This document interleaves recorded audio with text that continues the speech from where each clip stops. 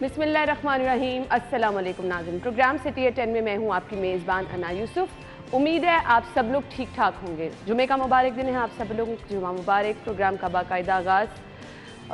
हालात इर्द गिर्द वाले देख के इतनी परेशानी हो रही है। हमारे जो सैलाब ज़दगान बहन भाई हैं, मैं बहुत ज़्यादा आप लोगों से रिक्वेस्ट करूँगी, वो लोग जो कि इतनी हिम्मत और इस्तात रखते हैं कि इनकी हेल्प कर सकें, किसी तरह से उनकी हेल्प करें, क्योंकि अभी जो हालात हम देख रहे हैं बिल्कुल ज़मीनी राब्ता भी मुनक़ता है, फ़ज़ाई राब्ता भी मुनक़ता है, इंटरनेट की सर्विस जो है मुकम्मल तौर पर इन इलाकों में बंद है। तो परेशानी का सामना है, अंदाज़ा लगाना मुश्किल है। मुसलसल बारिश हो रही है और बेयारो मददगार ये हमारे बहन भाई जो हैं बहुत ज़्यादा परेशान हैं।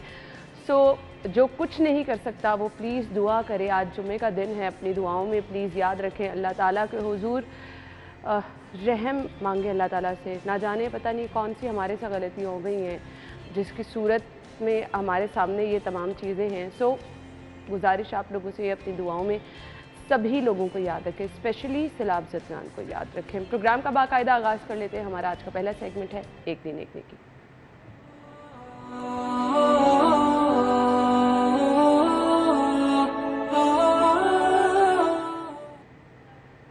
आज का पैगाम क्या है, आपके साथ शेयर करेंगे। रहीम, हमारे माशरे में मुख्तलिफ़ अखलाकी बुराइयों के साथ, बीमारियों के साथ एक बीमारी हसद की भी फैलती चली जा रही है। रसूलुल्लाह सल्लल्लाहु अलैहि वसल्लम ने ये सहाबा से फरमाया कि दो चीज़ें मोमिन इंसान के दिल में इकट्ठी नहीं हो सकती, एक ईमान और एक हसद। यानी जो शख्स ख़ुद को मोमिन कहता है फिर वो हसद करता है, तो ईमान और हसद कभी एक दिल में जमा नहीं हो सकते। यानी ईमान से मुराद क्या है? अल्लाह पर ईमान, यौम आखिरत पर ईमान। जो अल्लाह को देने वाला मानता है कि अल्लाह अता करने वाला और बंदों को देने वाला है, और आखिरत में अल्लाह सुब्हानहू व तआला हर बंदे को उसके अमल के हिसाब से अता करेगा, या इंसान का फ़ैसला क़यामत के दिन होगा। जो इन बातों पर ईमान रखता है, भला वो हसद कैसे कर सकता है? ये रसूलुल्लाह सल्लल्लाहु अलैहि वसल्लम ने हमें बात समझाई। यानी अल्लाह पर ईमान रखने वाला, आखिरत पर ईमान रखने वाला कभी भी हसद नहीं कर सकता। उसे इस बात का यकीन और ईमान होता है। जी, ये था आज का पैगाम। तो आज की खबरें क्या हैं वो आपके साथ शेयर कर लेते हैं। पहली खबर है जी, पीटीआई का कारकुनों पर मुबैना तशद्दुद, पुलिस ऑफिसर मातहतों पर मलबा डालने लगे। क्या शोबा सेहत हुकूमत की तरजीहात से निकल गया? सरकारी अस्पतालों के लिए 4 अरब 18 करोड़ के फंड जारी ना हो सके। महकमा एक्साइज ने फिजिकल इंस्पेक्शन को कमाई का जरिया बना लिया। 313,000 गाड़ियां सिस्टम में ज़ेर-ए-इल्तवा। अवाम पर एक और बोझ, टोल प्लाजे ठेके पर देने के लिए तैयारियां शुरू कर दी गई हैं। जी, तो ये थी आज की खबरें। इनकी डिटेल्स क्या हैं? हमारे साथ हमारे सीनियर रिपोर्टर इमरान यूनुस और इरफान मलिक साहब मौजूद हैं। खुश आमदीद कहेंगे। अस्सलाम वालेकुम। वालेकुम सलाम। क्या हाल चले आपके? ठीक ठाक। अच्छा जी, सबसे पहले चलते हैं पहली खबर की तरफ, लेकिन पहली खबर से पहले एक एक कमेंट चाहिए हम, क्योंकि मैं चाहती हूँ कि सब लोग रिक्वेस्ट करें अपना अपना हिस्सा। सैलाब मुतासरीन जो हैं, इमरान भाई आप भी सूरत हाल देख रहे हैं, कुछ कहना चाहेंगे? जी बिल्कुल, देखिए जी, ये आफतज़दा माहौल है इस वक्त, और सैलाब की जो सूरत हाल है उसमें जितने भी हमारे बहन भाई जो हैं वो इससे मुतासर हुए हैं, हमें बढ़ चढ़ के उनकी मदद जो है वो करनी चाहिए। और अल्हम्दुलिल्लाह सिटी 2 जो है वो भी इसमें पेश है, और बाकायदा तौर पर हम भी तमाम ऑफिस जो है बढ़ चढ़ कर हिस्सा जो है बिलाशुबा हमने भी बाकायदा जो एक कैंपेन शुरू किया, आगे चल के प्रोग्राम में हम उसका जिक्र भी करेंगे। इरफान, क्या कहना चाहेंगे आप? ना, मैं इस पे ये कहना चाहूँगा कि हमारे जो ऐसे सियासतदान हैं जिनकी लोग सुनते हैं, उनको आगे बढ़ चढ़ के हिस्सा लेना चाहिए। और जो हमने हुकूमतों को चोर चोर के नारे लगा दिए, उसकी वजह से उन लोगों सियासतदानों को कहने की जरूरत है कि सियासत छोड़ के अपना काम करें। अभी हमें नजर नहीं आ रहा। मैं आपको जो बात बताने चाहिए। लगा हूँ कि ओवरसीज पाकिस्तानी जब पहले, क्योंकि हमारे बहुत से दोस्त, बहुत से जानने वाले जो है बैरून मुल्क में मुकीम है, तो वो बताते थे कि जब भी कभी ऐसी आफत आती थी तो लोग जो है वो अपनी मदद आपके तहत शुरू हो जाते थे कि हमने पाकिस्तान की मदद करनी है, वहाँ पे हमने पैसे भेजने हैं। लेकिन क्योंकि हुकूमतों की जानिब से और खुसूसी तौर पर पाकिस्तान तहरीक इंसाफ की जानिब से इस हुकूमत को इस कदर चोर कहा गया कि अब लोगों ने वहाँ पे पैसे एतमाद उठ गया और पाकिस्तान में पैसे भेजने के लिए वो लोग तैयार नहीं हैं। और यही वजह है कि आप देखें बलूचिस्तान में जो सूरत हाल पैदा हुई है उसमें अभी तक आपको कोई जो है वो जो हमारे ओवरसीज़ पाकिस्तानी थे या बहुत बड़ी बड़ी NGOs वहाँ पे काम करती थी, उन लोगों ने काम करना छोड़ दिया। तो खुदारा इस काम को अभी साइड पे रखे, सियासत को, और बिल्कुल ऐसे ही है। और सबसे पहले तो रिक्वेस्ट है जी सियासतदानों से, प्लीज़ ये वक्त नहीं है सियासत करने का, ये वक्त नहीं है अपने लिए कैंपेन चलाने का। पूरी ज़िंदगी इन कामों के लिए पड़ी है, आपने पूरी ज़िंदगी सियासत करनी है, आपने पूरी ज़िंदगी कुर्सी की खींचात आने के लिए जिद्दोजहद करते रहना है। अभी आप सोचिए, ये एक कौमी मसला है और तमाम पाकिस्तानियों को ज़रूरत है इस वक्त आप लोगों की इकट्ठे होकर इन सैलाब ज़दगान की मदद करने की ज़रूरत है। तो सिटी 42 हमेशा से किसी भी किस्म का ऐसा काम हो जिसमें लोगों को किसी चीज़ की ज़रूरत होती है, लोगों की आवाज़ बनने की ज़रूरत होती है, हम पेश रहते हैं। तो ये जो सिलसिला हमने शुरू किया, आगे चल के हम ज़रूर इसका जिक्र करेंगे। अभी हमने जी बढ़ना है अपनी पहली खबर की तरफ। पुलिस ऑफिसर मातहतों पर मलबा डालने लगे हैं। हमेशा से गुस्सा निकलता है उन लोगों पर जो कि आराम से काबू आ जाते हैं। जी इरफान। हाँ बिल्कुल आपकी बात ठीक है कि वो अक्सर हम सुना करते थे कि एक बड़ा ऑफिसर है, जब उसको अपने से बड़े ऑफिसर से डांट पड़ती है तो वो नीचे आता है। हाँ, वो नीचे आता इस हद तक आ जाता है कि जो सबसे लास्ट में सिपाही बचता है वो अपनी बेगम के ऊपर आके गुस्सा निकालता है। तो यहाँ पे भी ये सूरत हाल ये चल रही है। इस वक्त पाकिस्तान तहरीक इंसाफ जब इन्होंने लॉन्ग मार्च करने की तैयारी की शुरू की तो उस वक्त इनको जो है पुलिस की तरफ से काफ़ी मज़ामत का सामना करना पड़ा। वो गुस्सा अभी तक निकला नहीं, और जब ये हुकूमत में आए तो तभी इन लोगों ने कहना शुरू कर दिया था हम इनको नहीं छोड़ेंगे। अब जब ये हुकूमत में आ गए तो अभी तक वो गुस्सा, वही आपकी बात के और कोई काम नहीं हो रहा, वो गुस्से निकाले जा रहे हैं। अभी सियासत के लिए इकदाम किए जा रहे हैं। और जब पुलिस अफसरान जो सीटों पे बैठे हैं जिनको तैनात किया गया है, अब CCP लाहौर या DIG ऑपरेशन आए तो उनको फौरी कहा गया कि फौरी तौर पे उनके खिलाफ एक्शन लिया जाए। कमेटी बना दी गई 4 अफसरान के ऊपर, जिनमें 2 SSPs हैं और 2 SPs हैं जो इंक्वायरी कमेटी का हिस्सा बने। SHOs को बुलाया गया और उनसे पूछा गया आपको वहाँ पे किसने भेजा था, क्यों भेजा था। अब इन लोगों को नहीं मालूम कि इनको किसने भेजा था, इनके सीनियर ऑफिसर्स ने भेजा था, उनके खिलाफ कोई कार्रवाई नहीं की गई, उनको अच्छी सीटों के ऊपर तैनात कर दिया गया। और मलबा अब सारा जो है वो आ जाके इन बेचारों के ऊपर आ जाएगा, SHOs के ऊपर या DSPs के ऊपर या उन कांस्टेबल्स के ऊपर जो वहाँ पे मौजूद थे। तो ये काम करने की प्लानिंग की जा रही है और इसी वजह से पुलिस के अंदर मैं समझ रहा हूँ कि एक किस्म की बगावत जो है वो उठती जा रही है कि लोग कह रहे हैं कि हम ही हर दफ़ा बलि का बकरा बने। आपको याद होगा सानिया मॉल्डोन जब हुआ था तो उसके 121 पुलिस अफसरान और एहलकार जो हैं उनके खिलाफ आज तक इस्तगासा चल रहा है। इतने साल गुजर चुके हैं, आज तक वो थानों कचहरियों के चक्कर लगा रहे हैं और वहाँ पे ना तो उनको इंसाफ मिला और ना जो शहीद हुए वहाँ पे लोग, जो मारे गए वहाँ पे लोग, ना उनको इंसाफ मिला। जब तक हमारा इंसाफ का तकाजे जो है ये गरीब के लिए और अमीर के लिए और ताकतवर के लिए और कमज़ोर के लिए और जब तक रहेंगे तो ये इसी तरह हालात आप देखते रहेंगे। ना तो लोगों को इंसाफ मिलेगा और ना ही आप समझेंगे किसी को सज़ा मिल पाएगी। अब भी जो हो रहा है सारा कुछ ये प्लानिंग की जा रही है कि इन गरीबों का क्या कसूर है, मुझे सिर्फ ये बता दें। हाँ, मैं वही आपसे कह रहा हूँ कि अब देखें इन लोगों की तरफ हमने बहुत से लोगों से बात की जिनमें SHOs थे, DSPs थे, SPs थे। तो अब उनका ये कहना है कि अगर हमने तब गलत किया था 25 मई को, तो अब हम जब हुकूमत के कहने के ऊपर, पुलिस अफसरान के कहने के ऊपर उन MPs के घरों के अंदर रेड कर रहे हैं जिनके खिलाफ अब हुकूमत पर्चे करवा रही है, तो क्या जब नई हुकूमत आएगी तो फिर वो हमें नहीं पूछेगी। तो इसकी वजह से एक अब टेंस सा माहौल बना हुआ है पुलिस के अंदर। मोराल इनका पहले डाउन था, अब मज़ीद डाउन होता जा रहा है और ना इसको कोई उठाने की कोशिश कर रहा है। हर एक को यही फिक्र है कि मेरी सीट बच जाए और मैं अपनी सीट के ऊपर विराजमान रहूं ताकि मुझे कोई ना पूछे और मेरा टाइम गुजर सके। बिल्कुल ऐसे ही है। सो जी नाज़रीन, ये चीज़ें जो हैं बड़ी अफसोस का बाइस हमेशा बनती हैं। मैं यहाँ पे रिक्वेस्ट करना चाहूँगी, वो होता ना कि आपको जो इंसान मिलता है कि अच्छा इस पर तो हमारा जोर निकल जाएगा, उसको आप पकड़ लेते हैं और वहाँ पर खैर ये चीज़ें जब तक हम सियासत से दूर नहीं रखेंगे, इंतकामी कार्रवाइयाँ दूर नहीं रखेंगे, हम ये जो अवाम के मुहाफ़ किसी को तहफ़्फ़ुज़ नहीं फराम कर सकेंगे।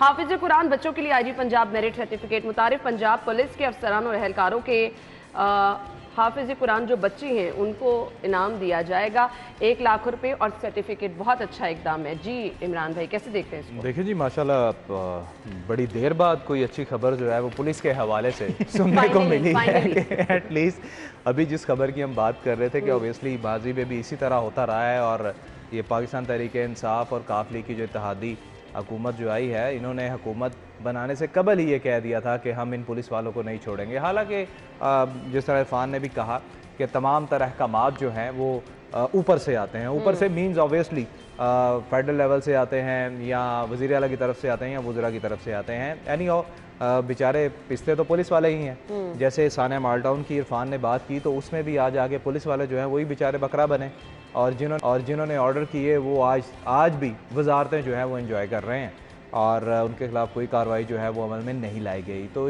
इसके लिए बेहतरीन चीज़ जो होती है ना वो ये होती है कि यहाँ तो आप ऐसी कानून साजी कर दें कि भाई जिसने ऑर्डर दिए उसको पकड़े या फिर एक अदालत का रास्ता कि वो अपनाया जाए। लेकिन अब एटलीस्ट ये कम अज़ कम चले पुलिस वालों को नहीं तो उसकी फैमिली को जो बेनिफिट दे रहे हैं ये बड़ी अच्छी बात है। इरफान, इस तरह के बेनिफिट्स अनाउंस जो कर दिए जाते हैं, नॉर्मली हम देखते हैं कि चीज़ें अनाउंस कर दी जाती हैं वो पहुँचती नहीं हैं। पहले कभी कोई ऐसी मिसाल देखी है आपने? अना देखिए, जहाँ तक पहुँचने की बात है तो ये आपकी बात बिल्कुल ठीक है कि अनाउंसमेंट कर दी जाती है और उसके बाद जो ज़्यादातर ऐसे फंड्स होते हैं जो इनाम के तौर पे जाते हैं वो जो मुस्तहिक होते हैं उन तक नहीं पहुँचते। कुछ लोगों को जो दे दिए जाते हैं लेकिन बाद में फ़ाइलें जो है वो मुकम्मल करके भिजवा दी जाती है कि सब अच्छा हो गया, पहुँच गए हैं। लेकिन ये जो सूरत हाल है कि आप जो हाफिज़ कुरान बच्चे हैं, देखिए हाफिज़ कुरान जो है इनको पहले भी हुकूमत की तरफ से भी और डिपार्टमेंट्स की तरफ से पहले भी थोड़े बहुत बेनिफिट जो हैं वो दिए जाते थे। आप एजुकेशन की तरफ अगर हम देखें तो जो बच्चे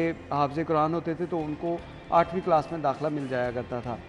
ये अब भी इस तरह के इक़दाम जो हो रहे हैं कि जहाँ जहाँ पे भी बच्चे हाफिज़ कुरान हैं उनको थोड़ा बहुत फैसिलिटेट किया जाता है और अब पंजाब पुलिस की तरफ से भी ये किया जा रहा है कि 1-1 लाख रुपया उन बच्चों को वजीफ़े के तौर के ऊपर दिया जाएगा जो उनकी तालीमी अखराजात के लिए इस्तेमाल कर बहुत सकेंगे। अच्छा इक़दाम है और हम ज़रूर इस चीज़ को अप्रिशिएट जहाँ करते हैं वहाँ रिक्वेस्ट भी करते हैं कि अगर इस तरह के कोई इनिशिएटिव लिए जाते हैं, अनाउंसमेंट की जाती हैं तो उसको मुकम्मल भी करना चाहिए। हमने नाज़रीन ब्रेक लेनी है, ब्रेक के बाद जब वापस आएंगे तो अगली खबर की तरफ चलेंगे जी। शुल्क की बदहाली जो है वो हमने डिस्कस करनी है। सरकारी अस्पतालों के लिए 4 अरब 18 करोड़ के फंड्स जारी नहीं हो सके। एक तरफ तो ये हालात है, दूसरी तरफ हर रोज़ आपसे हम जिक्र कर रहे हैं कि आज हेपेटाइटिस के मरीजों को अद्वियात नहीं मिल रही हैं, आज कैंसर के मरीजों को मुफ्त अद्वियात जो मिल रही थी वो नहीं मिल रही। ये तो एक अलग चीज़ है ना। अगर आप बाहर दवाई भी लेने जा रहे हैं, चाहे वो शुगर पेशेंट्स हैं, चाहे वो आपने एक सादी पैनाडोल ख़रीदनी है, वो भी नहीं मिल रही हैं। जिम्मेदार कौन है? ब्रेक के बाद आकर डिस्कशन करेंगे, मजीद इस पर बातचीत करेंगे हमारे साथी।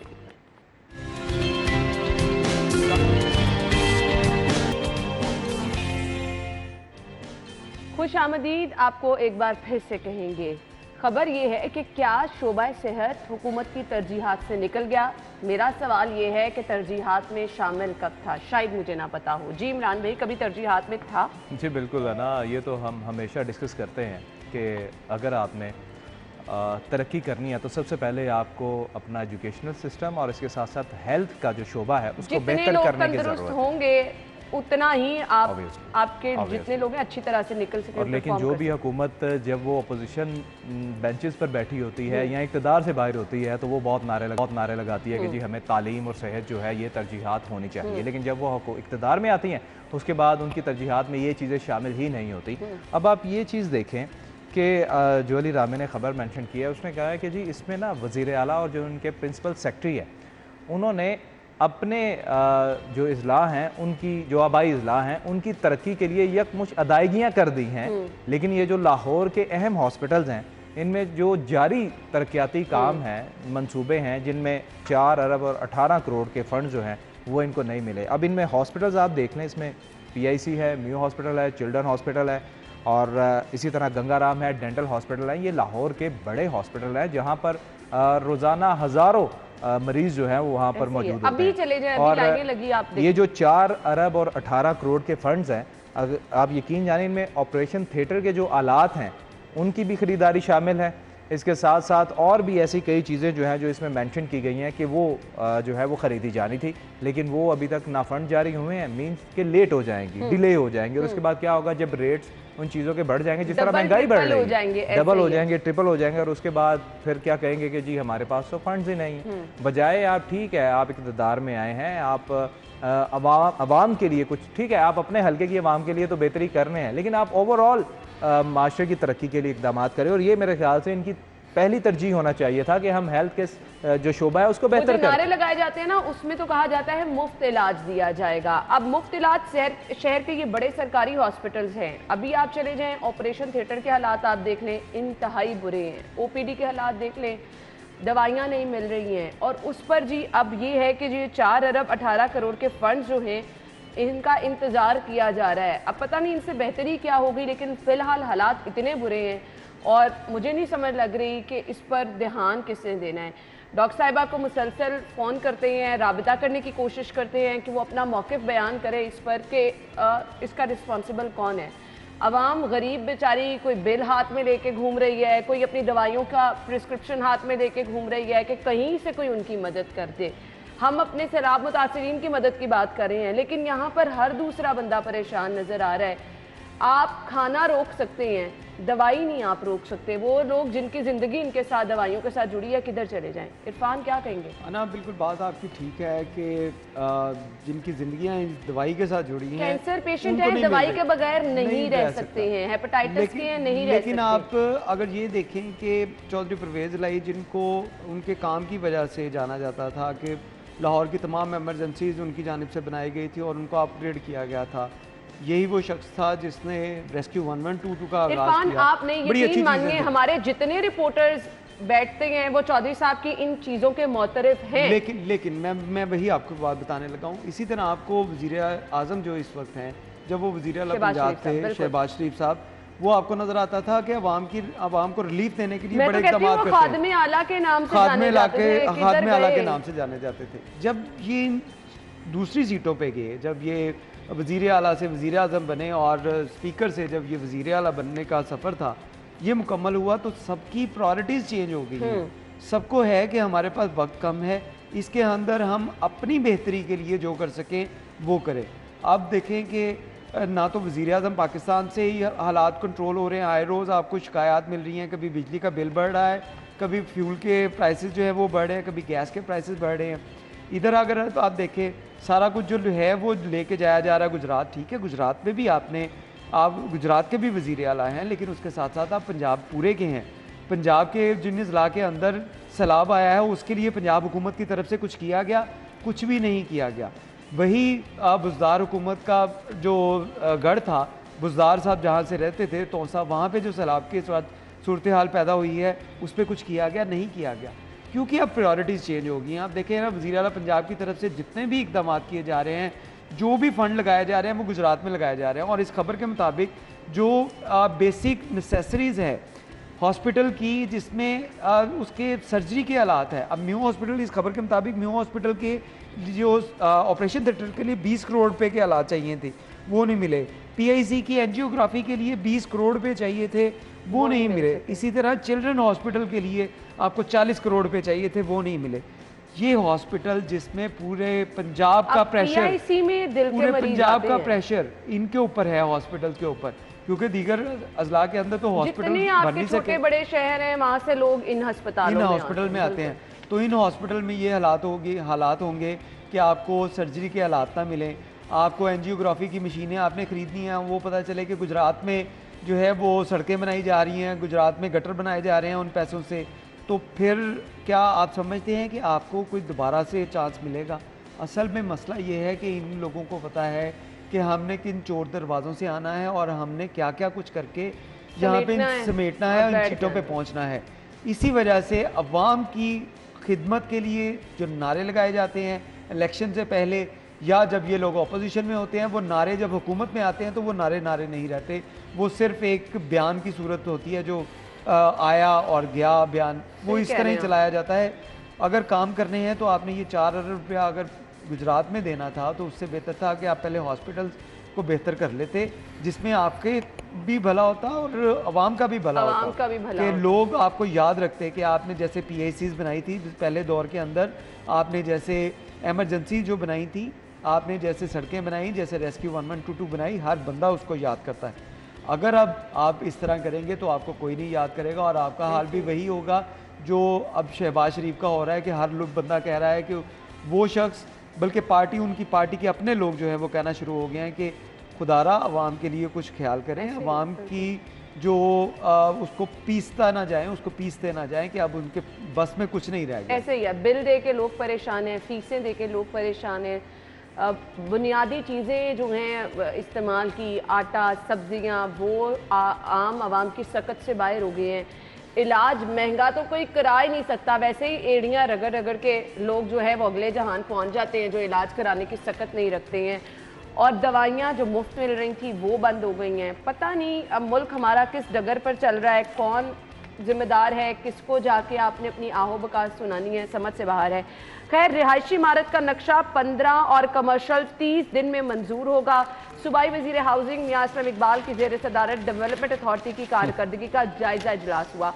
साइलिन की शिकायत का इजाला तरजीही बुनियादों पर किया जाएगा, बिल्कुल नहीं किया जाएगा जी, और अवामी खिदमत में कोई कोताही बर्दाश्त नहीं की जाएगी। इतनी अवामी खिदमत का अगर शौक है तो ये जो हमने बीमार लोगों की बात किया, प्लीज़ इनकी खिदमत कर लें।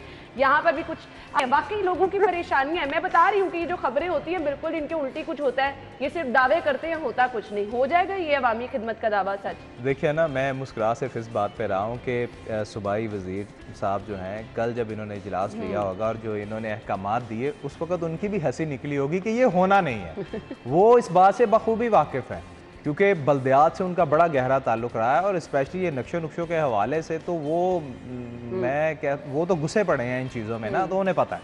अगर ऐसा हो जाए कि रिहायशी इमारत जो है इसका नक्शा 15 दिन में, और जो कमर्शियल इमारत है इसका 30 दिन में नक्शा अप्रूव हो जाए, वो कैसे खाएंगे मुझे ये बता दें। देखिए कितनी कल वाली आपने बात की है कि जो अफसरान है और जो मातहत अमला है उनकी जेबें कैसे गर्म होंगी, कैसे गर्म होगी। यही होता है कि यहाँ पे आप यकीन जाने के लोग हाथों में पैसे लेके फिर रहे होते हैं कि जी काइंडली हमारा लीगल काम जो है उसके लिए पैसे दे रहे होते हैं, ऐसे ही है। और जो अफसरान है वो लेते हैं पैसे, जो अमला है वो लेते हैं। बिल्डिंग इंस्पेक्टर, अब कौन सबसे ज़्यादा मजबूत जो है वो जोन का बिल्डिंग इंस्पेक्टर होता है कि जी उसने आपकी बिल्डिंग का नक्शा देखना भी है, कैंसिल भी करना है, रिजेक्ट भी करना है, पास भी करना है, सारा कुछ उस पर डिपेंड करता है। और आप यकीन जाने, फीस अगर 1.5-2 लाख या 3 लाख भी होगी ना, तो वो बेचारा 15 से 20 लाख देने को तैयार है कि यार काइंडली कर दें मेरा काम। क्यों? क्योंकि उन्होंने काम शुरू करना होता है, घर बनाना होता है, और जब लेट कर देते हैं, वो घर बनाना शहरी शुरू कर देता है, तो उसको तजावजात की मद में फिर नोटिस जो है वो जारी कर देते हैं और उसके बाद उसको जुर्माने दिए जाते हैं। लोग कहते हैं जी हमने यहाँ घर बनाना शुरू किया है, एक बिल्डिंग इंस्पेक्टर आ रहा है, दूसरा आ रहा है, कोई कह रहा है आपने एक लाइन आगे कर दी है, कोई कह रहा है, और सभी लोग पैसे लेते हैं और बस। और यकीन जाने इन तमाम चीज़ों का मैं खुद गवाह हूँ क्योंकि मैंने 8 साल सिटी डिस्ट्रिक्ट गवर्नमेंट की है और मुझे इन चीज़ों का पता है। फिर इनके खिलाफ इंक्वायरियाँ भी होती हैं, तो ये जो सारी बातें हैं, ये जो सारे हकायक हैं, फिर ये उस इंक्वायरी रिपोर्ट में चीज़ें जो हैं वो सामने आ जाती हैं। बिल्कुल। इरफान क्या कहना चाहिए? ना, मैं इसमें सिर्फ सिंपल सी एक बात करूँगा कि आप अक्सर खबरें जो हैं वो सुनती होंगी कि ज़िले इंतज़ामिया की जानिब से गैर कानूनी अमारात जो हैं उनको गिरा दिया गया, उनको मस्मार किया जा रहा है। ऐसे ही है। हर अच्छा, तीसरे दिन हर तीसरे दिन आप ये खबर सुन रहे होते हैं। इसमें आप देखें, सिंपल सी बात है कि ये बिल्डिंग जब शुरू होती है तो ये कोई अचानक नहीं बन जाती कि एक रात के अंदर ये बिल्डिंग बन जाए। इस बिल्डिंग को बनते हुए कम से कम 2-3 माह से ज़ायद का अरसा जो है वो लगता है। जब ये बिल्कुल फिनिशिंग टच की तरफ जा रही होती है तो उस वक्त याद आता है कि नहीं, इसके तो नक्शा ठीक नहीं है, ये तो गैर कानूनी जगह पे बन गई है, इसको गिरा दिया जाए। पहले ये डिपार्टमेंट कहाँ होते हैं? पहले क्या ये डिपार्टमेंट छुट्टी पे गए होते हैं? सारे लोग वहाँ पे होते हैं, सारे लोग पैसे ले रहे होते हैं, सारे लोग। ये लड़ाई भी इसी चीज़ पे होती है। जब ये किसी की इमारत गिरती है तो इसका बेसिक जो है पीछे अगर आप बैकग्राउंड इसका चेक करें तो पता चलता है कि वो उस शख्स ने जो है वो मांगी रकम नहीं दी और इसी वजह से उसके खिलाफ कार्रवाई होगी और गिरा दिया गया। अब लाहौर का सिर्फ अगर गुलबर्ग का एरिया मैं आपको बताऊं तो गुलबर्ग का जो कमर्शियल जोन है इसमें 400 से ज़्यादा ऐसी इमारतें हैं जिन्होंने जब ये बनाई गई थी तो तब बताया गया कि हर एक के साथ हम जो उसका बेसमेंट एरिया है इसमें हम पार्किंग आपको देंगे। अब पूरे गुलबर्ग में सिर्फ 1 या 2 बिल्डिंग्स होंगी जिनके बेसमेंट अभी में पार्किंग है, बाकी किसी जगह पे भी पार्किंग नहीं है। और ये तमाम की तमाम जो ज़िले इंतज़ामिया ने प्रूव की, इनके जो बिल्डिंग इंस्पेक्टर जिनकी बात कर रहे हैं इन्होंने नक्शे प्रूव किए, इनकी तमाम एवेल्यूएशन होने के बाद ये चीज़ें बिल्डिंग तैयार हुई। और बाद में क्या हुआ कि जहाँ पे ये प्लाजे वो पार्किंग बननी थी वहाँ पे कमर्शियल जोन के नाम के ऊपर बड़ी बड़ी दुकानें दोबारा से बन गई, बड़े बड़े आउटलेट वहाँ पे बने हुए हैं। और यही तो फिर डिपार्टमेंट इनके अपने लोगों की मिली भगत चाहिए था इनकी ना। मिली भगत के बगैर हो जाए कोई काम तो हो जाए। आप सोचे कि इनकी मिली भगत के बगैर किसी ने बिल्डिंग खड़ी कर ली, किसी ने गैर कानूनी कोई काम कर लिया, तो वो पॉसिबल ही नहीं है। ऐसे ही है। सो एलडीए में साइलिन के लिए मसाइल हैं, शोबा सेहत में मरीजों के लिए मसाइल हैं, आवाम के लिए हर जगह ही मसाइल हैं। समझ से बाहर है कि आवाम की ज़िंदगी में सुकून किस तरह से आएगा। हर दूसरा बंदा परेशान है, फिर हम कहते हैं कि अच्छा जी आप इन परेशानियों को छोड़ें, ब्लड प्रेशर हाई हो जाएगा, घरों में लड़ाइयाँ झगड़े। लेकिन लोग कहते हैं हम जाएं तो कहाँ जाएंगे, चीज़ें हर रोज़ की ज़िंदगी का हिस्सा हैं, कहीं ना कहीं आप इनसे निकलना भी चाहें तो नहीं निकल सकते हैं। अच्छा जी, महकमा एक्साइज की हमने बात करनी है। अब यहाँ पे भी मसला है। अब जी फिजिकल इंस्पेक्शन को कमाई का जरिया बनाया जा रहा है। हर जगह पे कोशिश ये की जा रही है कि बस जेबों से पैसे निकाले जाएं, आवाम का गला घूंटा जाए। ब्रेक के बाद आते हैं, ये मामला क्या है डिस्कस करेंगे, हमारे साथ ही रहिएगा।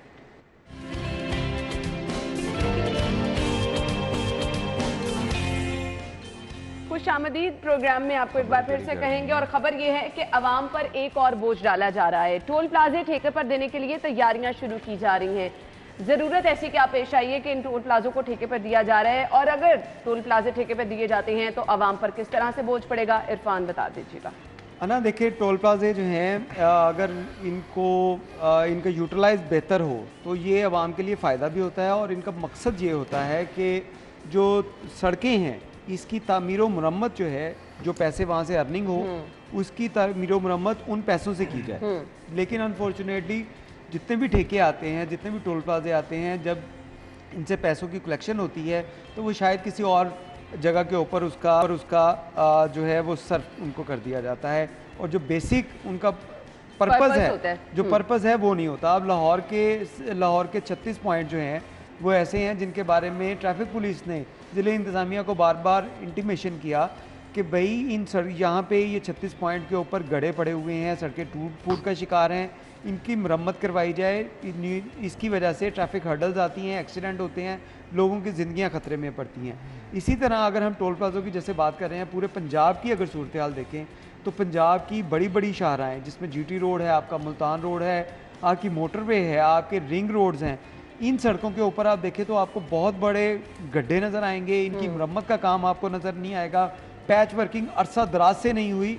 और कल जो वज़ीर साहब जिन्होंने पंजाब असम्बली के बाहर जो ये मीडिया टॉक की थी, जिसमें उन्होंने कहा था कि जो 24 के करीब जो टोल प्लाजे हैं इनको हम देने के लिए प्लान कर रहे हैं कि दोबारा से ठेके पे दें, क्योंकि 81,000 किलोमीटर की पंजाब की जो सड़कें हैं इनकी मरम्मत के लिए 45 अरब रुपये से ज़ायद रकम जो है वो दरकार है। तो अब ये पैसे जनरेशन इसी तरह होगी, उनकी जनरेशन होगी।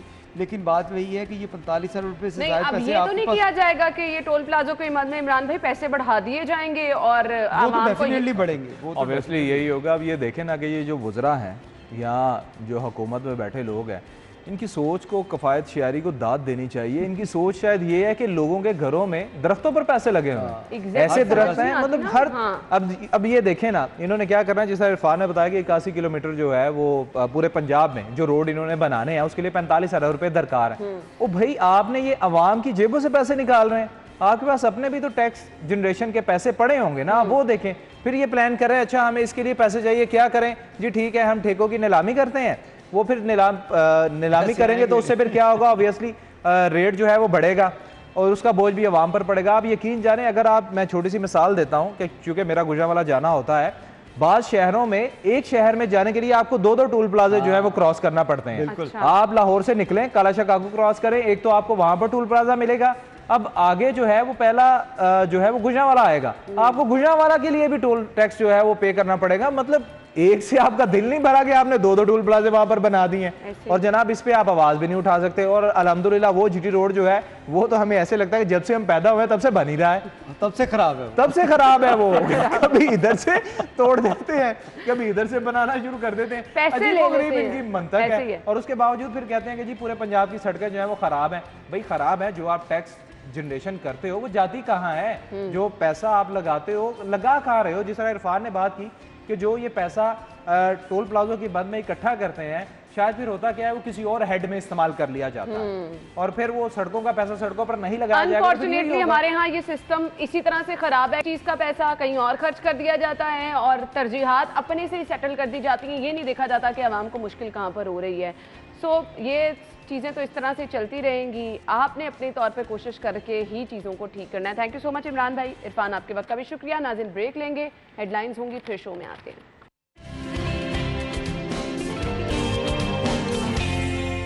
अगर परेशानियां हैं तो उसी के लिए हैं। मुसलसल जलना कुड़ना जो है वो आपकी सेहत को तो ख़राब करता ही करता है, लेकिन मेरे ख्याल से आपके लिए आगे के रास्ते भी बंद होते चले जाते हैं और आप आगे मूव करने की सकत ही नहीं रखते हैं।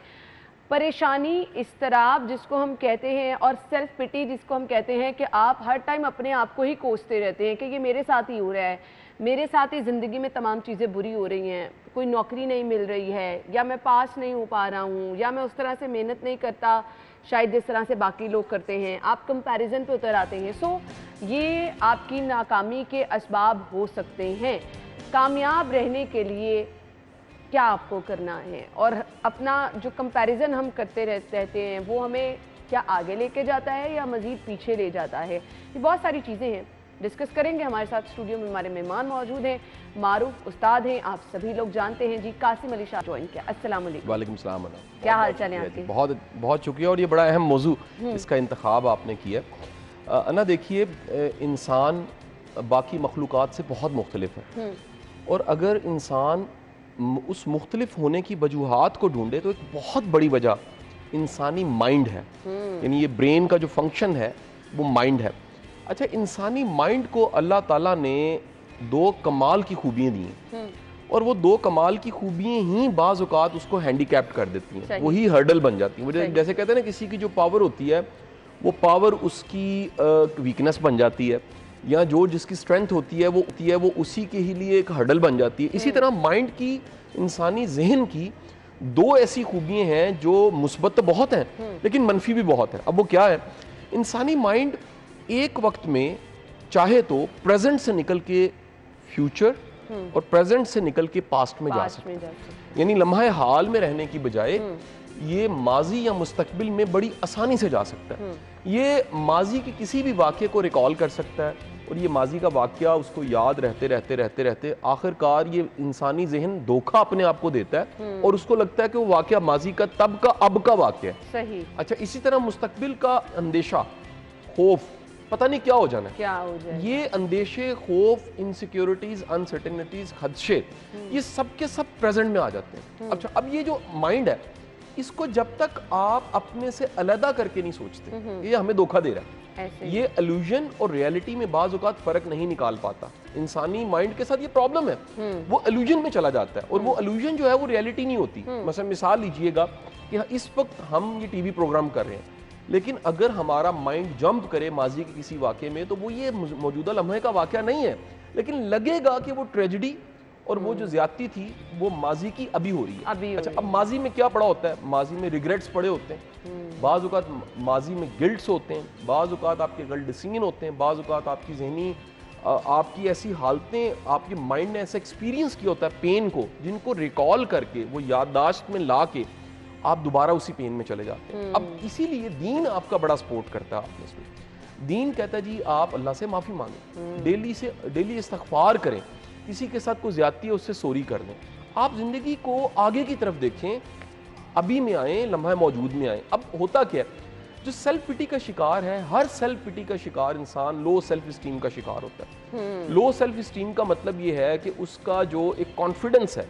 खुद पे, अपनी सलाहियत पे, अपने टैलेंट पे, अपने होने पे, वो उसका कम होता है। और लो इस्टीम की वजह से वो बदतरीन सोचता है, बुरा सोचता है, और हर वो वाकया जो उसके साथ हुआ होता है वो सोचता है कि ये सबसे बुरा वाकया था और ये मेरे साथ ही हुआ है। बिल्कुल। अच्छा, अब ये चीज़ बढ़ जाती है। देखिए, हम हर वक्त दो तरह की गुफ्तगू चल रही है हमारी। एक वो गुफ्तगू है जो हम जुबान से करते हैं और किसी के कान सुन रहे हैं, एक वो गुफ्तगू है जो हम अपने आप के साथ कर रहे हैं, वो भी हर वक्त चल रही है। बिल्कुल ऐसे। अच्छा, ये जो अपने साथ गुफ्तगू है ये डिफाइन करती है आपकी क्वालिटी ऑफ लाइफ को, यानी आप कितना ज़्यादा ज़हनी तौर पे सेहतमंद हैं, आप कितना ज़्यादा पुरसकून हैं, आप कितना ज़्यादा इत्मीनान में हैं, आप अगर जहनी तौर पे चेक करना चाहते हैं कितना पुरसुकून है, कभी अपनी बातचीत जो अपने से कर रहे हैं सुनिए, आप हैरान होंगे क्या बातें आप अपने आप से कर रहे हैं। आपका माइंड आपके साथ मैनिपुलेट कर रहा है, इल्यूजन्स में रख रहा है, रियलिटी में नहीं रख रहा, और आप किन खदशों को सोचने लग पड़े हैं, किन खौफों का शिकार हो गए हैं। आप कहते हैं पता नहीं क्या हो जाएगा। अब ये इस्तराब की हालत में, उस बेचैनी की हालत में आपकी खुशी जो है वो चली जाती है। खुशी को छीनने वाली जो बदतरीन हालत है वो खौफ की हालत है। खुशी को छीनने वाली जो बदतरीन हालत है वो माजी की याद है। खुशी को छीनने वाली बदतरीन हालत लालच की हालत है। हाँ, जब हम कंपैरिजन करते हैं, आप कंपटीशन में आते हैं, आप लालच में आते हैं, आपको जो कुछ है वो कम महसूस होता है। देखिए ना, जो नेमतें हैं ना, अगर वो महसूस ही ना हो, वो नेमतें आपको महसूस ही ना हो कि क्या नेमतें आपके पास है। मिसाल लीजिए किसी के पास औलाद की नेमत है, होते हुए भी वो नाखुश है, तो वो जरा सोचे कि औलाद कितनी बड़ी नेमत है। सेहत की नेमत है, आज सेहत है, कल को जब नहीं होगी तो आप अभी से सोच रहे हैं पता नहीं कल को नहीं होगी। आज जो है खुदा के लिए उसका शुक्र अदा करें। आज ये शुक्रगुजारी आपकी नेमतों में इजाफा करती है। अल्टीमेट जहन की दो हालतें, मुस्बत हालतें, उनको बढ़ाना चाहिए। एक शुक्रगुजारी की हालत है, और मैं समझता हूँ शुक्रगुजारी आती ही तब है जब आप अपने माजी में झांक के कुछ अच्छा याद करते हैं कि अल्लाह ने कितने कर्म किए, कहाँ से उठे, कैसे चले। अच्छा, मैं एक बड़ा अहम फैक्टर जिसको हमेशा बयान करता हूँ, लेकिन थोड़ा सा मैं वजाहत चाहूँगा। देखिए, अल्लाह ताला दिलों में डालता है कईयों के मोहब्बत आपकी, एहतराम डालता है। आप हैरान होते हैं कि कोई बंदा आपके लिए सपोर्ट करना चाहता है, कोई बंदा आपके काम आना चाहता है, कोई बंदा कहता है जी आप हुक्म करें मैं आपके लिए क्या कर सकता हूँ। कोई अब मैं अभी ये सिटी 42 के ऑफिस तक आ रहा था, तो मैंने इशारे पे अपना गाड़ी का शीशा नीचे किया, तो साइड पे खड़ा जो मोटरसाइकिल पे दो बच्चे थे, स्टूडेंट्स थे, उन्होंने इतने प्यार से मुझे कहा कि sir we love you sir, हम आपको फॉलो करते हैं, आपकी बातों से बड़ी मोटिवेशन। ये किसने डाला? ये अल्लाह ने डाला। तो जब आप ये देखते हैं कि अल्लाह ताला कितना कर्म करने वाला रहमान और रहीम रब है, फिर आप में क्या आ जाती है, आप में एक वो ग्रेटिट्यूड की फीलिंग आती है। अच्छा, ग्रेटिट्यूड का दूसरा सोर्स जो है ना, अल्लाह के रसूल ने फरमाया हमेशा अपने से नीचे देखो। बिलाशुबा जब आप अपने से नीचे देखोगे तो आप में शुक्र आएगा कि या बारी ताला मेरे पास कितनी नेमतें हैं, लोग इन नेमतों को तरस रहे हैं, और अल्लाह तेरा कितना शुक्र है कि मैं ये सारी नेमतों को एंजॉय कर रहा हूँ। अच्छा, अब दूसरी जो जहन की हालत है शुक्रगुजारी के बाद, दूसरी बेहतरीन हालत वो होप है, उम्मीद की हालत है। उम्मीद की हालत पैदा ही तवक्कल से होती है। जिसका रब पे भरोसा है, जिसका रब पे यकीन है, जिसको ये पता है कि वाली वारिस वो है, जिसको पता है असबाब वो पैदा कर देता है। मैं आपको एक बड़े दावे के साथ, बड़े यकीन के साथ सब सुनने वालों को ही कहूँ, इंक्लूडिंग ये मेरे लिए भी बात है, अन्ना के लिए भी बात है, और आप सबके लिए भी बात है। एक साल के बाद आज के दिन, आज 27 है जी, बिल्कुल 27 अगस्त है 2022 है आज, 27 अगस्त 2023 का मुकम्मल बंदोबस्त हमारे रब ने किया हुआ है। ये जो मुकम्मल बंदोबस्त रब ने किया हुआ है ना, ये आप यकीन रखिए कि तब जो चाहिए और जिस तरह के हालात होंगे ना, उस तरह के वसाइल वसीले अल्लाह ताला पैदा कर देगा। ऐसे जब ये कल पे यकीन है ना कि आज तक उसने पाला है और कल को भी वो सारे के सारे बंदोबस्त कर देगा बिलाशुबा, तो फिर वासिफ अली वासिफ साहब का बड़ा अच्छा जुमला है, आप फरमाते हैं जो कुछ हुआ था ठीक हुआ था, जो हो रहा है बिल्कुल ठीक हो रहा है, और जो होगा वो भी बिल्कुल ठीक होगा। तो आपका माजी से जान छूट गई, आपने इस्तगफार किया, आपने तौबा किया, अपने रब के हवाले किया, अपनी गलतियों को जाना, अपने इल्यूजन्स को जाना, अपनी पर्सनैलिटी के अंदर जो गिल्ट छुपे थे उनको माजरत करके, इस्तगफार करके, तौबा करके खुद से बातचीत की आपने अपने आप को समझाया कि ये रियलिटी नहीं है, ये मेरा माइंड मेरे साथ मैनिपुलेट कर रहा था, और आपने मुस्तकबिल को उम्मीद के हवाले किया कि वो मालिक जिसने आज तक पाला है वो कल को भी पालेगा और कल भी मुकम्मल बंदोबस्त करेगा। देखिए जो रज़ाकियत है ना, रबूबियत और रज़ाकियत, अल्लाह की दो बड़ी शानें हैं कि अल्लाह राज़िक है और अल्लाह रब है। बिल्कुल, जो रब होता है ना और जो राज़िक होता है, उसकी ये सिफ्त है, वो नशोनुमा पहुंचाता है, वो नर्चर करता है, वो वसीले पैदा करता है, वो ऐसे हालात पैदा करता है, वो ऐसे मौके पैदा करता है, वो ऐसे आपको रिसोर्स दे देता है, वो ऐसे लोग दे देता है, ऐसी किताबें दे देता है, ऐसा इल्म दे देता है, ऐसे हीले बहाने पैदा कर देता है जिसके ज़रिए आपकी ज़िंदगी आगे चलती जाती है। और मेरा मानना ये है कि वो बिन मांगे भी देता है, ये ईमान होना चाहिए। आपने बड़ा कुछ नहीं मांगा होता वो आपको देता है, आपने सोचा भी नहीं होता। वो देखे ना, उसका जो सबसे बड़ा वादा है कि वो कहता है मैं गैब से देता हूँ, यानी तुम्हें खबर भी नहीं होती वो कहाँ से कैसे वसीले पैदा करता है। कितनी चीज़ें देखें, आज का दिन कल माजी में सोचें छुपा हुआ था कहीं, ये कहीं से निकल के आ गया। आज के दिन में जो कुछ है, जो कुछ आपके पास है, ये कहीं पर पोशीदा था, गैब था, वो गैब से निकला आज में आ गया। तो जो कल आना है वो भी कहीं गैब में पड़ा हुआ है। बिल्कुल आपने, और वो जो गैब में पड़ा उसने आना है, उसने आज आना है। तो आप सब जो सुनने वाले हैं, अल्लाह से पूरी उम्मीद लगाइए, ईमान जो है ना वो भरोसा है, ईमान जो है वो तवक्कल है। अल्लाह के नामों में ना एक बड़ा प्यारा नाम है, मुझे वो नाम बड़ा ही अच्छा लगता है, वो है अल वकील। उसका मतलब है कि एक ऐसी ज़ात जिसके हवाले अपने आप को कर दिया जाए। जैसे आप वकील कर लेते हैं ना अदालत में, जो मुजरिम होता है या मुलजिम होता है या बेचारा जो अदालती निज़ाम में फंसा होता है, वो एक अच्छा सा वकील करता है और वो अच्छे से वकील पे भरोसा करके ना वो कहता है मैंने अपना केस जो है ना वकील साहब के हवाले कर दिया, वकील साहब लड़ लेंगे अब, ठीक है जी। इसी तरह अल्लाह के नामों में अल वकील है, आप अपना आप उसके सुपुर्द कर देते हैं, आप अपना आप उसके हवाले करते हैं, करके तो देखें। आप करके देखें। आप देखें कई दफ़ा ना, मैं ये बड़ी एक अहम बात आपको कहने लगा हूँ, ये आजकल तो सैलाबी रेले और सारी चीज़ें चल रही हैं, मुझे पुरानी बात एक दफ़ा याद है, मैं कभी ना गया इसको, मैं जो सिंध का बड़ा मशहूर शहर है लाड़काना मैंने देखा, इंडस वैली देखी, तो मेरे जो वहाँ पर मेज़बान थे उन्होंने कहा शाह साहब आपको इस तेज़ धारे में तैरना आता है? मैंने कहा जी ये तो नहीं आता, शायद छोटे मोटे स्विमिंग पूल में हम तैर लेते हैं। उन्होंने कहा सर एक रिक्वेस्ट है, क्योंकि हम कश्ती एक इस्तेमाल करने लगे हैं, अल्लाह ना करे आप गिर गए, सर आपने खुद कुछ नहीं फिर करना। मैंने कहा क्या मतलब, अगर मैं कोशिश नहीं करूंगा तो बचूंगा नहीं अगर मैं डूबा? उसने कहा हम आपको बचा लेंगे।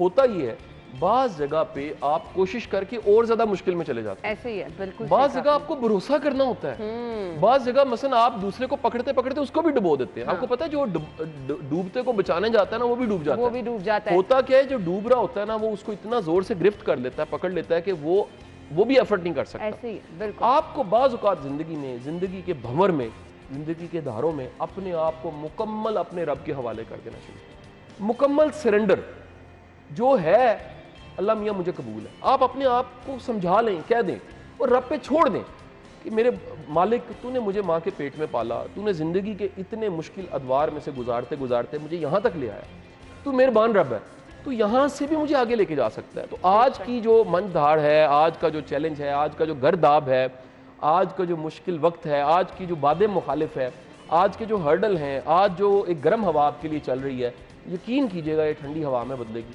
खैर का वक्त आ जाएगा। उम्मीद रखिएगा, उम्मीद रखने वाला अगर रब से उम्मीद रखनी है। मैं कहता हूँ रब की ना कुछ शाने हैं, मैं बोल ही रहा हूँ तो आपकी इजाजत से दो तीन जुमले जरूर ऐड करूंगा। देखिए वो कहता है आप तुम मांगो मैं तुम्हें दूंगा। यार देखिए रब वादा कर रहा है, ये उसका वादा है, आप मांगे वो देगा। अच्छा सब्र हो सकता है, इंतजार करना पड़ सकता है, वो देगा। वो कहता है जी माफी मांगो मैं माफ कर दूंगा। वो कहता है शुक्र अदा करो मैं बढ़ा दूंगा। हर उस चीज जिसका शुक्र अदा करेंगे वो बढ़ के वापस आ जाएगी। हर वो गलती जिसकी माफी मांगेंगे ना वो अल्लाह ताला मिटा देगा, छुपा देगा। सतारुल अयूब उसकी सिफ्त है, वो छुपाने वाला मिटाने वाला रब है, वो पर्दे डाल देता है और उसको पसंद है पर्दे डालना। और सबसे बढ़ के वो कहता है मांगो, आप उससे सुकून मांगिए, आप उससे रहमत मांगिए, आप उससे फजल मांगिए, आप जो कुछ है उसमें बरकत मांगिए। याद रखिए बरकत आ जाए तो जो है वो भी बड़ा होता है, वो भी बड़ा हो जाता है। बिल्कुल बरकत हट जाए तो बड़ा कुछ हो के भी लगता है बहुत कम है। ये जो एक कसरत का एहसास है, ये जो अबंडेंस का एहसास है, ये जो बहुत कुछ होने का एहसास है, ये बहुत बड़ा एहसास है। अगर आपको थोड़े के साथ भी लग रहा है कितना कुछ है तो शुक्र अल्हम्दुलिल्लाह, लेकिन अगर बहुत कुछ है और लग रहा है बहुत थोड़ा है, दिल की तंगी है, तो खुदा के लिए उस दिल की तंगी को दूर कीजिए। अल्लाह के रसूल सल्लल्लाहु अलैहि वसल्लम के पास एक अरबी बद्दू गया, उसने जाके कहा कि या रसूलल्लाह मैं दिल की तंगी का शिकार हूँ, मैं क्या करूँ? अल्लाह के रसूल सल्लल्लाहु अलैहि वसल्लम ने फरमाया दो काम करो, एक क्या, किसी यतीम के सर पे हाथ रख दो, दूसरा किसी मस्कीन को खाना खिला दो। मस्कीन कौन होता है? अना मस्कीन वो होता है जो जोर लगाता है और रोटी पूरी नहीं होती, रोटी पूरी नहीं होती। आज जरा ढूंढिए कि किसी की अगर रोटी पूरी नहीं हो रही और आपकी रोटी से उसकी भूख दूर हो जाए, आपकी कोशिश से उसकी भूख दूर हो जाए।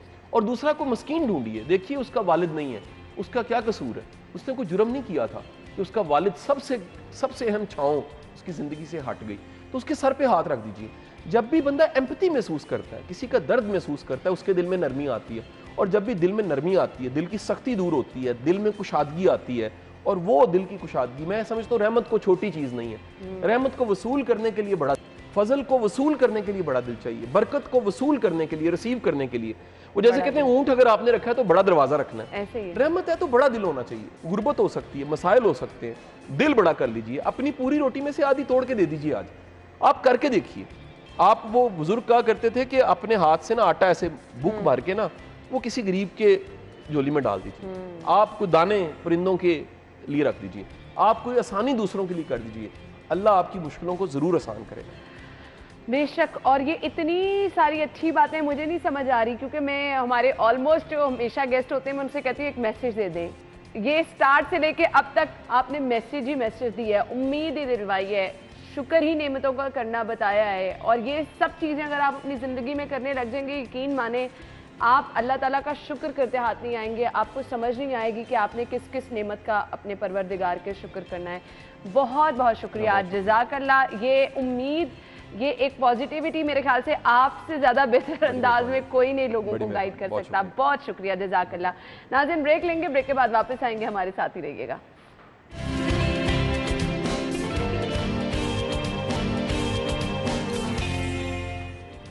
खुश आमदीद आपको एक बार फिर से कहेंगे। आज का शो कुछ स्पेशल इसलिए भी है कि आज हम डिस्कस करने वाले हैं लोग खुद से जो प्लानिंग कर लेते हैं। अच्छा जी, आप डिटॉक्स वाटर पीना शुरू कर दें।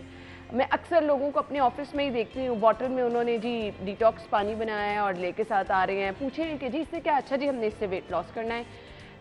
वेदर कंडीशन कितनी मैटर करती हैं, आपकी हेल्थ कंडीशन कितनी मैटर करती है, आया आपका साथ वॉक, एक्सरसाइज, जिम करना कितना ज़रूरी है। फिर कुछ लोग कहते हैं कि जी मैं बड़ा लो फील कर रहा था, मैंने ड्रिंक ले ली, एनर्जी ड्रिंक जो है वो, उससे मुझे लगता है कि मैं थोड़ा सा अपने आप को अच्छा फील कर रहा हूँ। ये डिफरेंट ड्रिंक्स का इस्तेमाल हम करते हैं। वो लोग जो खुद से घर में जिम करते हैं, क्योंकि उनको उस तरह से कुछ गाइड करने वाला नहीं होता, उन्होंने अपनी जिम करने से, एक्सरसाइज करने से पहले की खुद ड्रिंक्स डिसाइड कर ली हैं, बाद वाली भी खुद डिसाइड कर ली हैं। टाइमिंग क्या होनी चाहिए, कौन कौन सी ड्रिंक्स आपके लिए फ़ायदेमंद हैं, किस तरह से उनका इस्तेमाल करना चाहिए। आजकल का मौसम जो हम बरसात का कह रहे हैं, बहुत ही ज़्यादा स्वेटिंग होती है, और कुछ लोग तो कहते हैं कि जी वो जो ड्रिंक्स इस्तेमाल करें, हार्ट बीट उससे बहुत ज़्यादा तेज़ होना शुरू हो गई है। सो ये बहुत सारे मसाइल हैं जिनका हल हम आपको बताएंगे क्या हो सकता है। हमारे साथ एक्सपर्ट्स मौजूद होते हैं, क्योंकि स्टूडियो में हमारे साथ फिटनेस ट्रेनर हमारे मौजूद हैं, राना नादिया और रहमान अब्बास ने हमें आज ज्वाइन किया है। वेलकम कहेंगे। अस्सलाम वालेकुम। वालेकुम सलाम। क्या हाल चाल है आप लोग? अच्छा जी, बहुत बहुत शुक्रिया हमारे मेहमानों का, जो कि हमारे लिए और आप लोगों के लिए वक्त निकाल के हमेशा से आते हैं और बहुत ज़बरदस्त मशवरे देके जाते हैं। सबसे पहले राना नादिया से शुरू कर लेते हैं। आज का हमारा टॉपिक है जी ड्रिंक्स जो हम इस्तेमाल करते हैं, एक्सरसाइज से पहले भी, एक्सरसाइज के बाद भी। सबसे पहले पहले वाले ड्रिंक्स की बात करें। मैं उस पर भी एक बोलना चाहूँगी, जो आपने एनर्जी ड्रिंक्स की बात की थी, आई थिंक यहाँ पे बहुत कंफ्यूज करते हैं एनर्जी एंड स्पोर्ट्स ड्रिंक्स को। हाँ। इनमें काफ़ी डिफरेंस है। Energy drinks and sports drinks are not the same. Sports drinks आपके ऑब्वियसली जो फ्लूइड आपका वेस्ट होता है वाइल यू वर्किंग आउट, जिससे बहुत ज़्यादा वाटर आपका निकलता है इन स्वेट फॉर्म, तो उसके इलेक्ट्रोलाइट्स आपके काफ़ी लूज़ होते हैं, आपकी बॉडी का कैल्शियम, मैग्नीशियम, सोडियम, ये सारा लूज़ होता है। सो स्पोर्ट्स ड्रिंक्स स्पेसिफिकली आपको डिहाइड्रेट नहीं होने देती हैं और ये इलेक्ट्रोलाइट्स आपके बैलेंस करती हैं वापस। ठीक है। Energy drinks are not exactly sports drinks. Energy drinks होती हैं जो कैफीन बेस्ड होती हैं, जो आपको फोकस के लिए लोग यूज़ करते हैं, एनर्जेटिक रहने के लिए यूज़ करते हैं। आपको लगता है कि हाँ, वो एक बूस्ट मिलता है आपको, that's because of caffeine and जो। अच्छा, अब उसके नुकसानात क्या है? कुछ लोग जो बहुत ज़्यादा इस्तेमाल करते हैं उस पर हम आएंगे, लेकिन सबसे पहले हमने बताना है कि ख़वातीन अगर एक्सरसाइज करने लगी हैं, जिम करने लगी हैं, पहले आपको कौन सा ड्रिंक लेना है? सो प्री वर्कआउट सप्लीमेंट्स अलग होते हैं, पोस्ट वर्कआउट अलग होते हैं। प्री वर्कआउट में you just need to make sure अगर उनमें स्टीरॉइड्स नहीं है तो they pretty safe to take even for women और फॉर मेन। उसमें जेंडर बायस बीच में कहीं नहीं आती। इसमें मेन इंग्रेडिएंट्स अगेन कैफीन होती है, बिकॉज वो आपके मेटाबॉलिज्म को बूस्ट करती है और उस वक्त आपको it makes you focus more. फिर आपकी सेल प्रोडक्शन, जो प्रोटीन सिंथेसिस है जिसमें सेल मेक्स द प्रोटीन, वो आपकी क्रिटीन होता है उसमें। उसके बाद आपके और विटामिन्स होते हैं that boost while you are working out, and आपकी मसल लॉस नहीं होने देते। So they make sure कि your muscle build up and your muscle growth अच्छा, stays क्वांटिटी भी बहुत मैटर करती है। कुछ लोग होते हैं बड़ी बड़ी बॉटल्स और बड़े बड़े मग जो हैं वो बस चढ़ा लेते हैं। अच्छा जी, हमने बहुत ज़्यादा कॉफ़ी पी ली है, अब हम अगर जिम करेंगे तो एकदम से वेट नीचे आ जाएगा। रहमान, ऐसा होता है? ये इतने सारे सवालात आपको मैं बताऊं कि प्रैक्टिकली ये सारी चीज़ें सुनने को देखने को भी मिलती है। पहली बात तो ये कि जितनी क्वांटिटी आपने लिया, पहले देखिए आपका टारगेट है क्या। अब आप 2 कप कॉफ़ी पी रही हैं, अब मैं आपको देखा 3 कप पीना शुरू कर दूं, अब उसमें कैफीन कितना है, उसके नुकसानात क्या हैं। मैं वर्कआउट 5 मिनट का कर रहा हूँ, लेकिन कॉफ़ी के कप में 3 कप पी रहा हूँ। और आपकी टॉलरेंस एग्जैक्टली। और उसके नेगेटिव इफेक्ट फिर क्या होगा, आपके लिवर, आपके किडनी पे इफेक्ट होगा, इचिंग स्टार्ट हो जाएगी, हीट होना शुरू हो जाएगी। फिर कहेंगे जी ट्रेनिंग करने से ही होता है, ट्रेनिंग को ब्लेम कर देंगे। कमाल है। पहले ये देखो कि डाइट आपकी क्या है और इतने आप प्री वर्कआउट ले रहे हो, क्यों ले रहे हो। अब आपको मैं एग्जैक्टली टू द पॉइंट बात बताऊं, हम टीचर स्टडी करते हैं, टीचर की हमें ज़रूरत होती है सेम लाइक इस फील्ड में हम अपनी ज़िंदगी, अपनी सेहत के बारे में सोचते हैं, इसलिए हमें एक गाइडलाइन की ज़रूरत होती है, प्रॉपर पैटर्न प्लान की ज़रूरत होती है। आप नहीं कर सकते, आपको एक टाइम चाहिए होता है। हर एक पर्सन का मूड डिफरेंट है, स्टेमिना डिफरेंट है। प्लीज़ प्लीज़ प्लीज़ एक गाइडलाइन चाहिए होती है जिसको प्रॉपर्ली और हम जो है ना, आपने बताया मेरी किसी फ्रेंड को, मैंने उसका वेट लॉस हुआ देखा और बड़े अच्छे तरीके से हुआ, मेंटेन उसने किया, मैं भी वही चीज़ें रिपीट करने लग गई हूँ। हालांकि हम ये नहीं देखते हैं कि भाई उनका और हमारा डिफरेंस क्या है, उनको कितना टाइम चाहिए था, मुझे कितना टाइम चाहिए। बॉडी में डेफिशिएंसीज भी अलग होती हैं। एग्जैक्टली। अब उसमें ऐसा नहीं, देखिए आप प्रैक्टिकली मैं बात बताऊँ, हम डॉक्टर के पास जाते हैं, क्या वो सेम मेडिसिन मुझे देता है? नहीं, वो मुझे दे के मुझे मेडिसिन देता है। इसी तरह हमारी फील्ड में एक कोच की, एक ट्रेनर की, एक्सपर्ट की जरूरत होती है कि मुझे क्या चाहिए, मेरा लिवर कैसा है, स्टमक कैसा है, मुझे बीपी का इशू है, किसी चीज़ की डेफिशिएंसी है, उसको कैसे लेके चलना है। अब फॉर एग्जांपल आपका 30 मिनट ट्रेनिंग का स्टेमिना मैं 5 मिनट का करूँ, ये 99% लोगों में प्रॉब्लम है कि मैं 5 मिनट का करने वाला मेरा स्टेमिना, मैं आपको देखा देखी नहीं, आज 40, आज काम खत्म करके मैं घर जाना, हाँ आज मैंने काम करके ही जाना है, इसके बगैर नहीं जाना, घर नहीं जाना। तो ये सबसे बड़ा इशू है। 5-5-5 इसको इंक्रीज करो, स्लोली आपको, इसके परमानेंट रिजल्ट है। शॉर्टकट इसमें कुछ भी नहीं है। आपकी सेहत का मामला, अल्लाह ताला ने ज़िंदगी दी है, इसको प्रॉपर्ली बैलेंस के साथ लेके चलो। इसमें बिगाड़ आ जाए, मिनिमम 6 मंथ लगते हैं इसको स्टेबल होने में। तो इसलिए चीज़ों को बैलेंस के साथ हमें प्री वर्कआउट, ट्रेनिंग से पहले, इंट्रा वर्कआउट, ट्रेनिंग के दौरान, पोस्ट वर्कआउट, मौसम के हिसाब से, अपने स्टेमिना के हिसाब से कौन कौन सी ट्रेनिंग करनी चाहिए। हर प्रोग्राम में हम ट्रेनिंग के बारे में बताते हैं। आप इमेजिन करें सबको इकट्ठा करें, एक एक भी टिप है ना, आज के प्रोग्राम में जितने भी टिप हमने देने हैं, इसको आप लिख लें, चेंज आ जाएगा। बिल्कुल ऐसे। अच्छा जी, अब बेस्ट मुझे बता दें, प्री वर्कआउट ड्रिंक आप कौन सी, क्योंकि लोगों को लगता है कि अच्छा बहुत गर्म पानी पी लेंगे वेट कम हो जाएगा, कॉफ़ी पी लेंगे वेट कम हो जाएगा। बेस्ट चीज़ें आप क्या बताना चाह रहे हैं? अच्छा, मौसम के हिसाब से मैं बताऊं, पहली बात तो ये कि स्वेटिंग बहुत ज़्यादा होती है, तो कोशिश ये करें कि ओवर स्वेटिंग से बचें, क्योंकि इसका कोई फ़ायदा नहीं है, कोई वेट लॉस नहीं होना। अगर आपको ओवर स्वेटिंग होती है तो मूड के लिए विटामिन सी, कैल्शियम और थोड़ा सा ORS डाल के आप इंट्रा वर्कआउट में यूज़ कर सकते हैं। लेकिन बिफोर ट्रेनिंग आपको अच्छा लगता है कि सीजनल फ्रूट आप ले लें, बेस्ट है। वर्कआउट से पहले, वर्कआउट से पहले आपका प्री वर्कआउट सॉलिड हो जाएगा। पोस्ट वर्कआउट में आप बेस्ट ये कर सकते हैं कि स्मूदी ले सकते हैं मूड के लिए, लेकिन डिपेंड ये करता है टारगेट के हिसाब से हमने लेके क्या चलना है। ईजी सबसे ये है कि सीजनल फ्रूट आप ले लें, आपको कार्ब मिल जाएगा, बूस्टिंग एनर्जी मिल जाएगी, बेस्ट ये रहेगा। इसमें कोई हार्मफुल नहीं है, आप इजी रहें, क्योंकि हम फिटनेस के बारे में कर रहे हैं।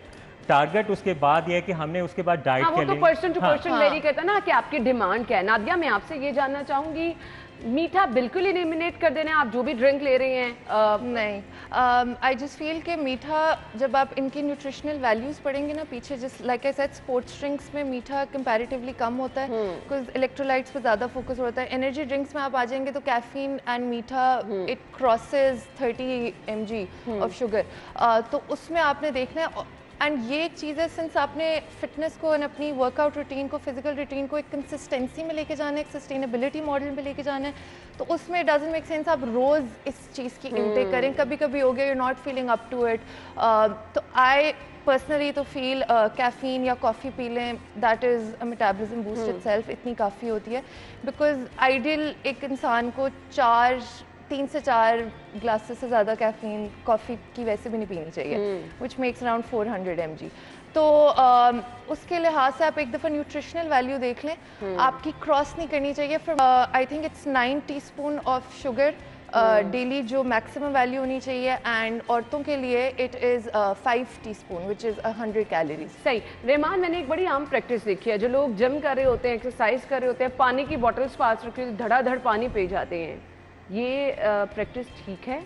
अच्छा, पहली बात तो ये कि आप किस टारगेट पे चल रही हो। अगर आपने वेट लॉस की तरफ जाना है, आपकी डाइट बड़ी स्ट्रिक्ट है, तो देन आपको वाटर इनटेक उस हिसाब से लें। आपकी ट्रेनिंग इंटेंस है, फिर आपको पानी की इस्तेमाल की ज़रूरत ज़्यादा पड़ेगी। अब आपके फूड में वाटर इनटेक उस हिसाब से आप पर डे क्या लेते हो। ये नहीं कि ट्रेनिंग के दौरान ही पूरी लीटर की बॉटल ढका अंदर आपने कर लीजिए, उसके बाद ब्लोटिंग टाइप फील होता है और ट्रेनिंग होती नहीं है। ट्रेनिंग के दौरान ½ लीटर आप पानी पी सकते हैं, लेकिन जब जब आपको ज़रूरत है या सिप आप ले सकते हैं, लेकिन कोशिश ये करें कि आप उसको इंट्रा वर्कआउट बना लें। ठीक है। कोई एनर्जी नेचुरली आप उसमें क्यूकम्बर ऐड कर सकते, मोस्टली फीमेल में आप बता सकते हैं कि जो मैंने पर्सनली देखा है ट्रेनर्स को लेमन बहुत करते हैं ऐड, चिया सीड ऐड करके, ताकि एनर्जी ऑर्गेनिक वे से आपको मिले। ठीक है। या विटामिन सी आपकी इम्यूनिटी के लिए मिल सकता है, ये नहीं कि आप फ़ौरन बस दबा के बस पी हाँ, लिया। वो फिर आपके लिए भी एंड प्रॉब्लम का इसका बाइस सिर्फ बनता है। मकसद हाइड्रेशन के लिए होता है कि आप डिहाइड्रेट ना हो, because obviously when you are sweating तो आपका सारा पानी निकल रहा है ना, तो वो उसके लिए सिर्फ होता है कि आप इनटेक अपनी वाटर की रखें। डिहाइड्रेशन से आप बचें। हमारे मेहमान मौजूद हैं, गुफ्तगू मजीद भी आगे करेंगे, ब्रेक लेते हैं, वापस आते हैं।